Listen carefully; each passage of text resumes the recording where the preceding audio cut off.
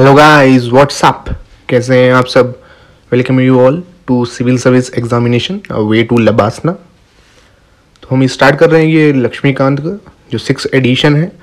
तो उसकी कंप्लीट आपको जो एक्सप्लेनेशन है from starting from chapter 1 to the end आपको यहाँ पे प्रोवाइड की जाएगी। तो इसमें आपको जो बेसिक जो आपकी ओरिजिनल बुक है उसकी PDF है, उसमें कितना रैंडमली सब कुछ दिया हुआ है तो ना ही हाईलाइटेड किया हुआ है। तो ये जो हमारा डॉक्यूमेंट होगा ये आपको @टिप्स फॉर IAS आप जब टेलीग्राम पे सर्च करेंगे चैनल 10M एक्सपर्ट, वहाँ पे आपको मिल जाएगा। तो आपको ये PDF मिल जाएगी। तो ये हमारी फर्स्ट रीडिंग होगी इस चैनल पे। तो देखते हैं। तो अगर एनालाइज करें प्रीवियस ईयर की कितने क्वेश्चन पॉलिटी से पूछे जा रहे हैं तो इन एंड अराउंड, और 2020 का जो पेपर है उसको भी इंक्लूड करें तो 15+ क्वेश्चन आप एक्सपेक्ट कर सकते हैं। मिनिमम 15 क्वेश्चन तो आने ही आने हैं। तो ये काफ़ी सिग्निफिकेंस है।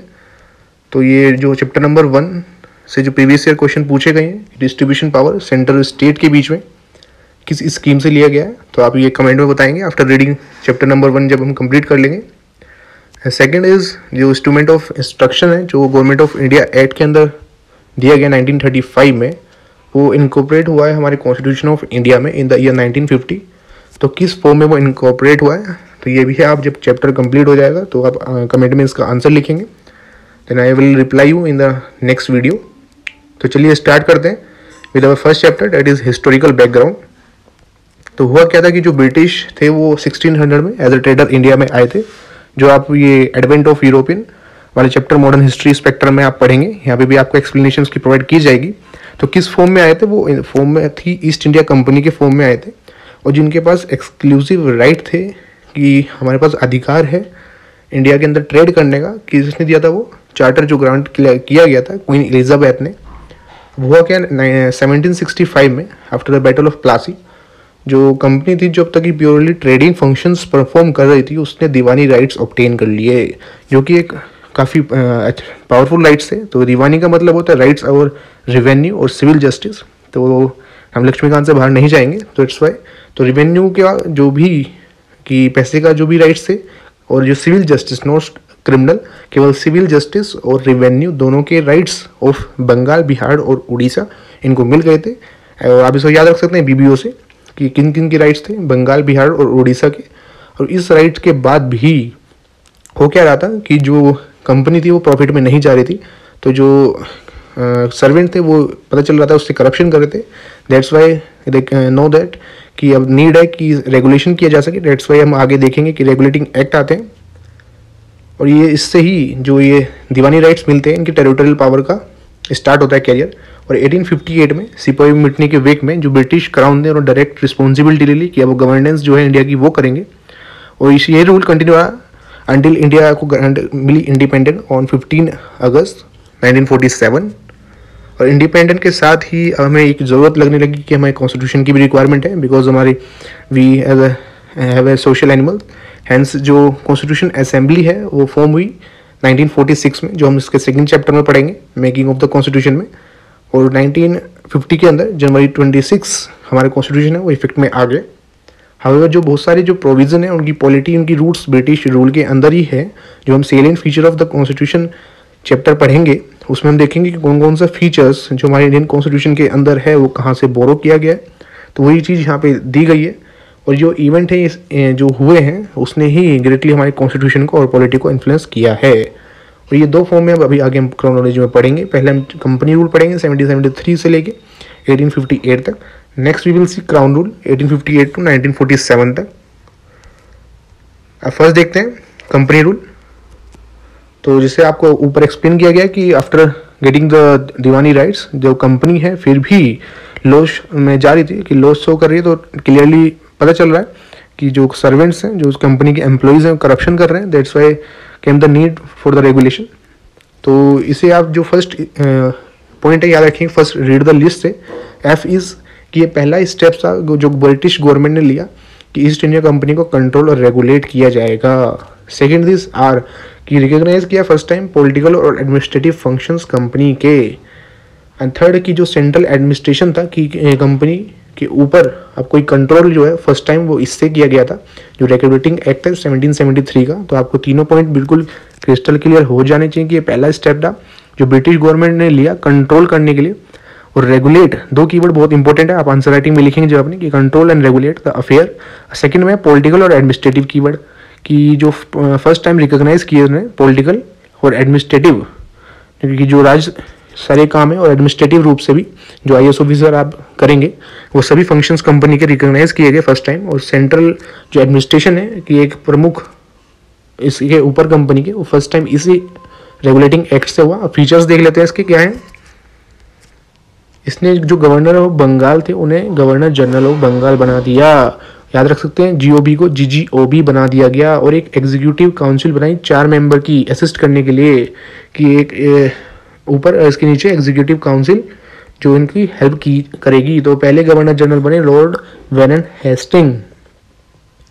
और जो बॉम्बे और मद्रास के गवर्नर्स थे उन्हें सबऑर्डिनेट बना दिया कि इनके ऊपर रहेगा बंगाल का और उनके नीचे बॉम्बे और मद्रास, उन तीनों के अलग अलग एग्जीक्यूटिव काउंसिल होगी 4 मेंबर की, इन्हें असिस्ट करने के लिए। तो आप कंफ्यूज नहीं होंगे और आप इसे यहाँ से कंफ्यूज भी नहीं होंगे कि यहाँ पे कलकत्ता नहीं है। बिल्कुल आगे हम पढ़ते हैं कि बीएमसी जैसे पढ़ते हैं, बॉम्बे, मद्रास और कलकत्ता, तो उससे भी कंफ्यूज नहीं होंगे, ये बाद में आएगा। और सुप्रीम कोर्ट का एस्टेब्लिशमेंट हुआ था 1774 में, जिसमें 1 चीफ जस्टिस और 3 अदर जजेस थे।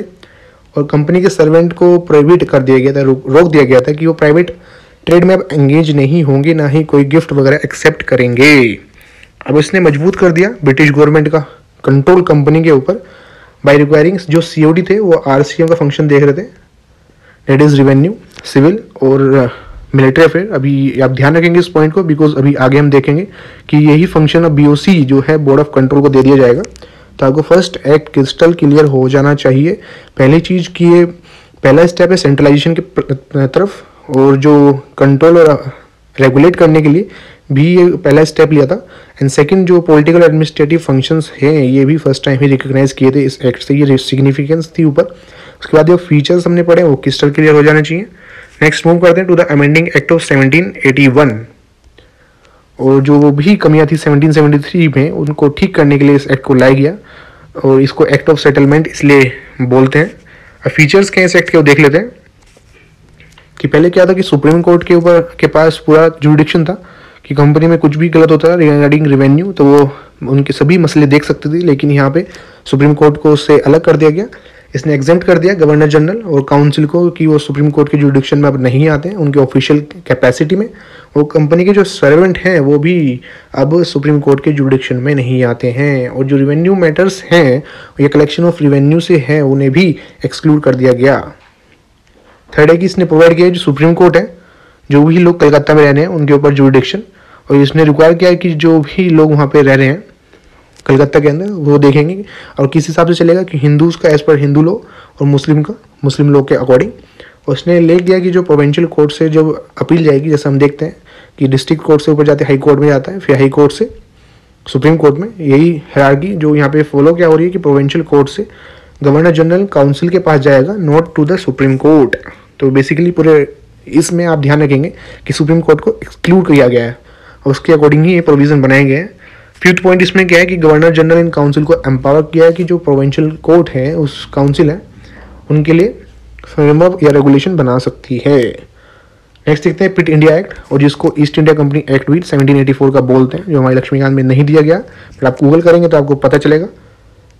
अब इसकी सिग्निफिकेंस, इसके फीचर्स देख लेते हैं। फर्स्ट थिंग CNP, कि इसने जो कमर्शियल और पॉलिटिकल फंक्शंस थे, जो कि पहले एक्ट में हमने देखा कि पॉलिटिकल और एडमिनिस्ट्रेटिव फंक्शंस रिकॉग्नाइज किए गए थे, तो यहाँ पे जो कमर्शियल और पॉलिटिकल फंक्शंस थे कंपनी के उसको डिस्टिंग्विश किया इसने, और इसने अलाउ किया जो कोर्ट ऑफ डायरेक्टर को है कि वो कमर्शियल अफेयर देखेंगे, बट एक नई बॉडी बना दी गई BOC, अब वो पॉलिटिकल अफेयर देखेगी। यहाँ पे पता नहीं कैसे मिस होगी, आप याद रखेंगे COD CA and BOC PA।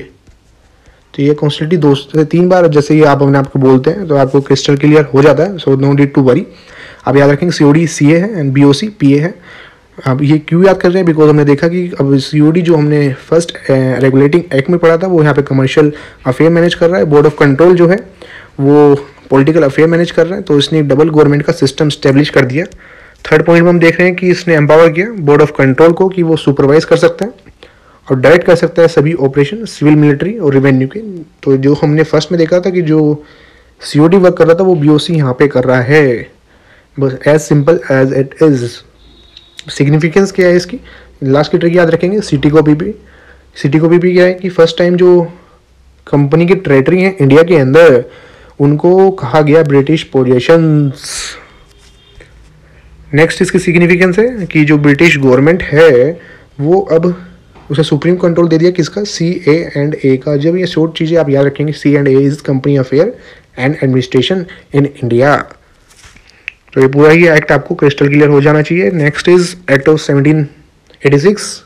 यहाँ पे लॉर्ड कॉर्नवालिस को अपॉइंट कर दिया गया गवर्नर जनरल ऑफ बंगाल। इन्होंने 2 डिमांड रखी एक्सेप्ट करने के लिए इस पोस्ट को कि उन्हें ओवरराइडिंग पावर मिलनी चाहिए डिसीजन काउंसिल का इन स्पेशल केसेस। सेकंड रखा कि उन्हें कमांडर इन चीफ बनाया जाए, और अकॉर्डिंगली इस एक्ट ने इनकी दोनों ही बात मान ली गई। अब इसका जो नेक्स्ट है चार्टर एक्ट ऑफ 1793। तो आप देखेंगे जो 1773 से रेगुलेटिंग स्टार्ट होता है उसमें 20 ऐड करेंगे आप, तो 1793, फिर 20 करेंगे 1813, फिर 20 करेंगे 1833, और इसका लास्ट रहेगा 1853। Then we will move to the crown, जो क्राउन रूल चलेगा। अब इसके जो प्रोविजन है चार्टर एक्ट ऑफ 1793 वो देख लेते हैं।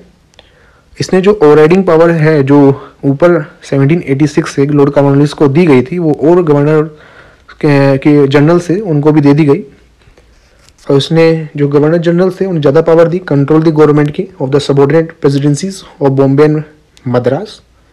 और कंपनी की जो ट्रेड मोनोपोली थी उसको इसने एक्सटेंड कर दिया for the another 20 year. Very very important point आप ध्यान रखेंगे।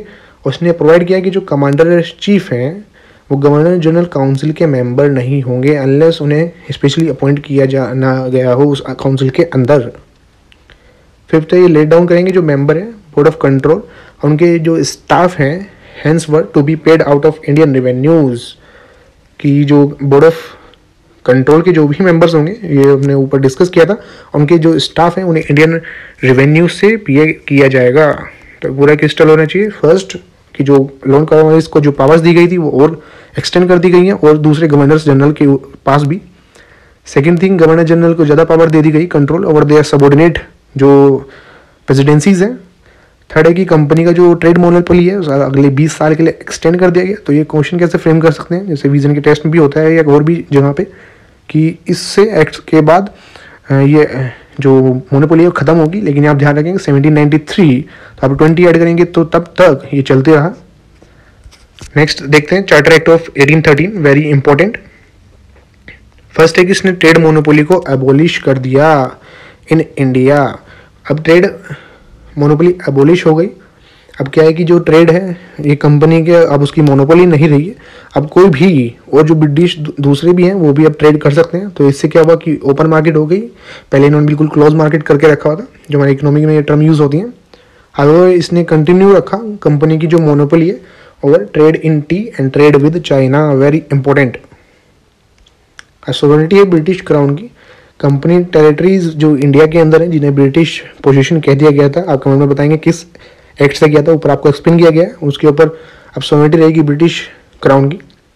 ये कीवर्ड्स जितने भी है सोवरेनिटी, सेकुलर, सोशलिस्ट, ये प्रीएम्बल चैप्टर में हम पूरे क्रिस्टल क्लियर आपको पढ़ेंगे। थर्ड है कि इसने अलाउ किया क्रिश्चियन मिशनरीज को कि वो इंडिया में आए और लोगों को एनलाइटन करें, ज्ञान दें। और सेपरेट वेस्टर्न एजुकेशन का सिस्टम भी इसने इनहिबिट किया। इसने ऑथराइज किया लोकल गवर्नमेंट की वो कि टैक्स को इम्पोज कर सकते हैं। अगर कोई टैक्स देने से मना करता है तो उसको पनिश भी कर सकते हैं। नेक्स्ट है चार्टर एक्ट ऑफ 1833। तो आपसे फर्स्ट हाईलाइट किया गया, वेरी इंपॉर्टेंट। तो ये एक्ट जो है फाइनल स्टेप है toward centralisation in British India. तो पहला स्टेप कौन सा था आप कमेंट में बताएंगे। ऑलरेडी आपको बता चुका हूँ कि regulating act of 1773 is the first step toward the centralization and charter act of 1833 was the final step towards centralization in British India। Features क्या है कि गवर्नर जनरल ऑफ बंगाल अब गवर्नर जनरल ऑफ इंडिया बन चुके हैं और उन्हें सभी सिविल और मिलिट्री पावर दे दी गई हैं। प्लीज़ नोट इट डाउन, यहाँ पे केवल सिविल और मिलिट्री पावर की बात हो रही है, रेवेन्यू की बात नहीं हो रही है। थर्स जो एक्ट है उसने फर्स्ट टाइम क्रिएट किया गवर्नमेंट ऑफ इंडिया, जिनको अथॉरिटी है ओवर द एंटायर टेरिटरी जो पोजेस की जाती है ब्रिटिश के द्वारा इंडिया के अंदर। उसके ऊपर किसका आधिपत्य है, गवर्नर जनरल ऑफ इंडिया का। और लॉर्ड विलियम बेंटिक जो थे first governor of general of India बने थे। तो ये स्टेटमेंट है डायरेक्टली पूछ ली जाती है कि जो एक्ट है for the first time government of India having created government of India, जिसकी अथॉरिटी है एंटायर टेरिटोरियल एरिया जो पोजेस किया जाता था ब्रिटिश इंडिया के द्वारा। नेक्स्ट इसने डिप्राइव किया governor of Bengal and Madras को उसकी लेजिस्लेटिव पावर से, जो ऑलरेडी आपको पहले बताया था कि आप कलकत्ता से कंफ्यूज नहीं होंगे, बंगाल बॉम्बे एंड मद्रास चल रहा है।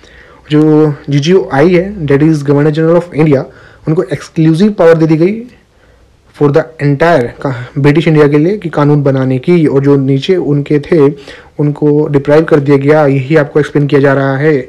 इसलिए जो प्रीवियस एक्ट बने हैं उनको रेगुलेशन बोला जाता था, और जो नए हैं जो इस कानून के तहत बने हैं उन्हें एक्ट्स बोलेंगे। थर्ड है कि इसने एंड किया कमर्शियल जो फंक्शन थे, इसी से आप यहाँ पे लास्ट में ऐड कर सकते हैं हमने कि इसने ईस्ट इंडिया कंपनी को की जो कमर्शियल बॉडी थी एज उसे एंड कर दी गई, because as a East India Company जो पूरी तरीके से अबॉलिश हुई है वो 1858 का जो एक्ट हम आगे पढ़ेंगे उससे होगी, तो जो कि ये अब प्योरली एडमिनिस्ट्रेटिव बॉडी बन गई। अब नेक्स्ट है कि जो चार्टर एक्ट था 1833 का, वेरी इंपॉर्टेंट पॉइंट है इसमें है कि इसने अटेम्प्ट किया इंट्रोड्यूस करने की कोशिश करी ओपन कॉम्पिटिशन सिविल सर्वेंट के लिए।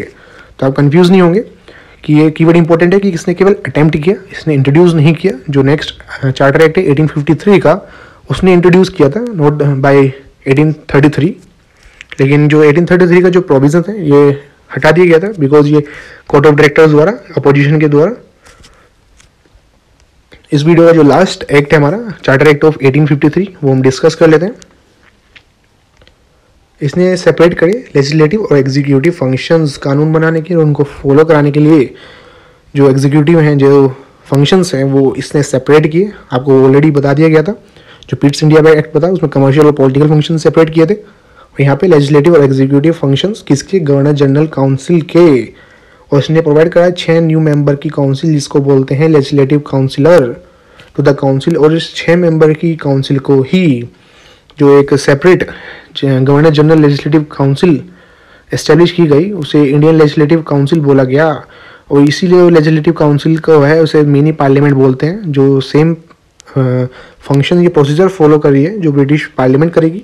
थर्ड जो कानून बनाने की प्रक्रिया है पहली बार एक स्पेशल फंक्शन ट्रीट किया गया गवर्नमेंट का, requiring special machinery and special process.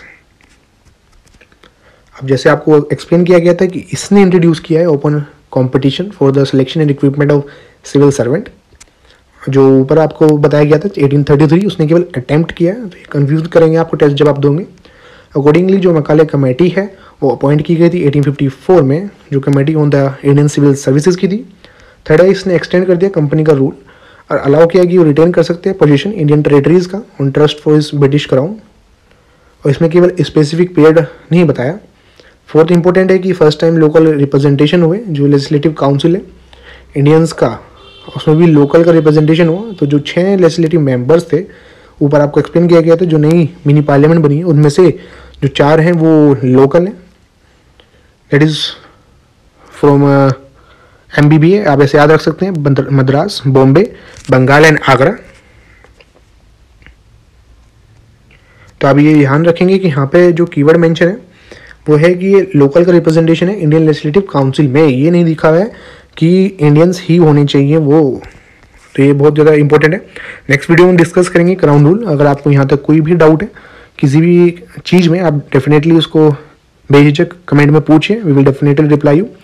तो मिलते हैं इसके नेक्स्ट वीडियो में। Till then subscribe to our channel and hit the like button. Thank you.